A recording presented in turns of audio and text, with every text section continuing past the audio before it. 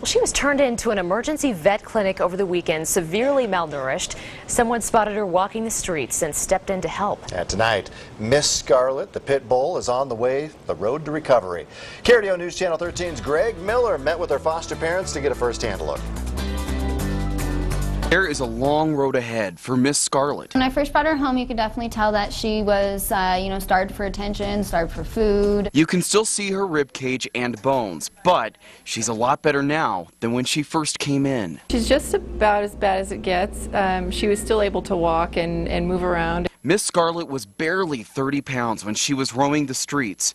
A passerby saw, called animal control, and she was rushed to an emergency veterinarian for immediate treatment. In this case, a young dog that's very emaciated potentially is from neglect or just starvation, which I think was the case with Miss Scarlet. The vet says this case of malnutrition is one of the worst she's seen, and Miss Scarlet likely would not have made it much longer had someone not found her. They can kind of compensate for a while, but eventually they will go into multiple organ dysfunction and multiple organ failure.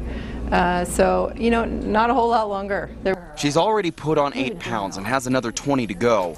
Her foster parent says she is well behaved and isn't nervous at all around people.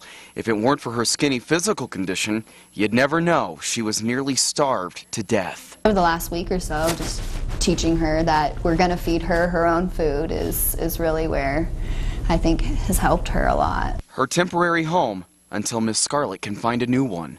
In Colorado Springs, Greg Miller, KRDO News Channel 13. Thanks, Greg. And the Humane Society says Miss Scarlet should be ready for adoption in about another 4 to 6 weeks. And of course, she will go through more observation and a strict diet until she gets to that healthy weight.